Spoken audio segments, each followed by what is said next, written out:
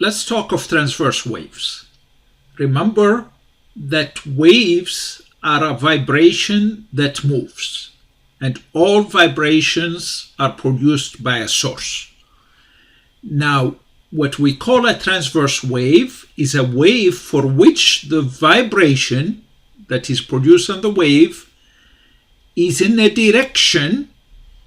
Okay, if we are representing it with this slinky here, the vibration is the vibration of the hand, is in a direction represented by the green arrows that is perpendicular to the direction of motion of the wave. The wave is moving along this direction, the red arrow, while the vibration is along the green arrows.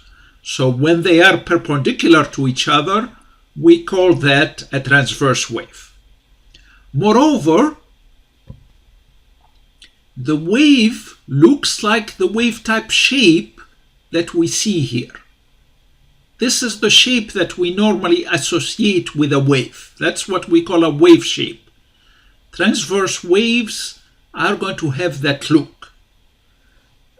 Mathematically, we call it sinusoidal. You don't need to remember that, but that's what that shape is.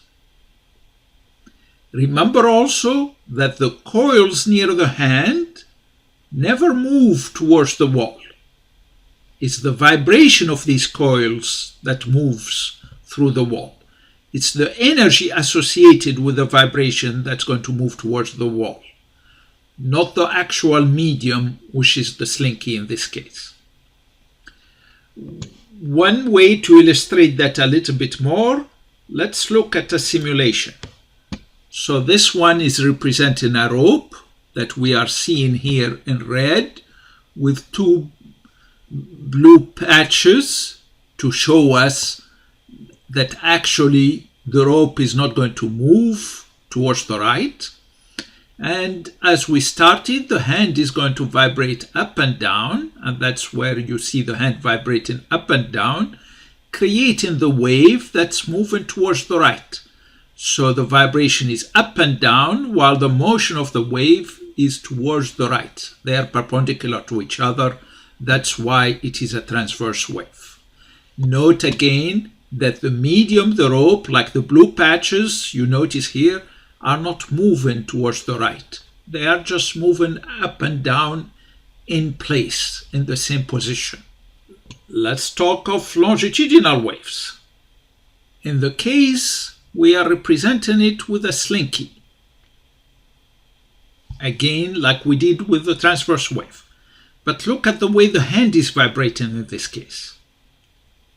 So it is pushing the coils of the slinky along the length of the slinky forward and pulling them apart, pushing them together and pulling them apart, pushing them together and pulling them apart.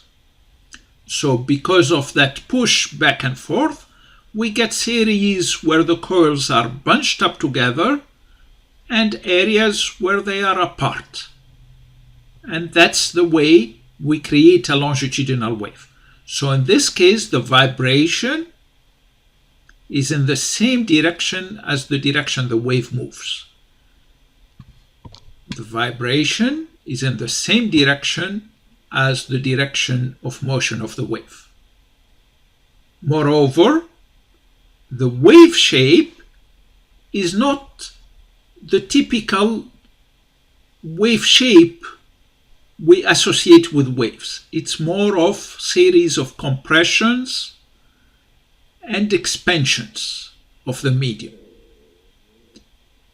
Lastly, like for transverse waves, the coils next to the hand are never going to make it towards the wall.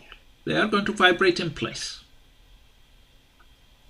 Again here, let's look at a simulation of that. So here is the simulation. It's a little different than the other simulation that we looked at. But if we play it, you notice here, this is the vibrating slinky. Look at the way it is vibrating. The coils are getting together and apart, getting together and apart. And that's what's moving from the left towards the right. So the vibration and the motion are along the same direction. Notice here, this one is purposely put there to show you that, for example, the blue one and the red one are vibrating in place there. They are never moving towards the right.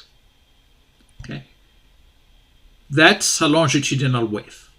Let's look at another example of a longitudinal wave. The other example is a sound wave.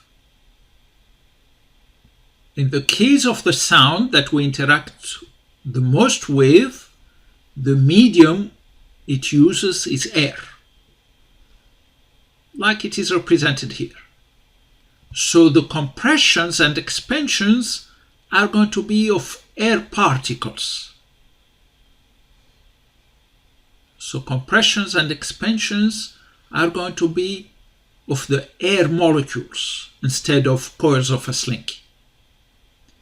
But like the case of the slinky coils, the air molecules near the vibrating membrane, this is the red vibrating membrane, vibrating back and forth like the green arrows show, the molecules that are here are never making it here.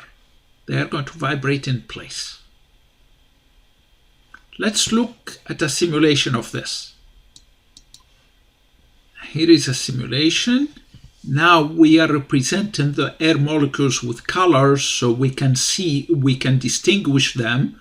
Air molecules normally don't have colors, but we are having those colors there. Now let's play it.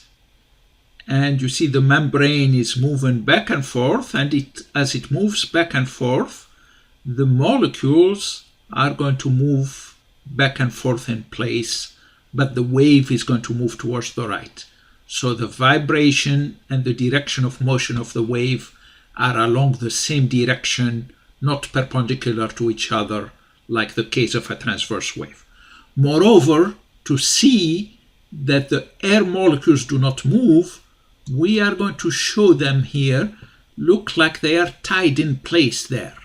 See, like they are tied to a rubber band or elastic band, and they bounce back and forth about it. That's the way air molecules are going to move in a sound. There would be no elastic band, but that's the way they move.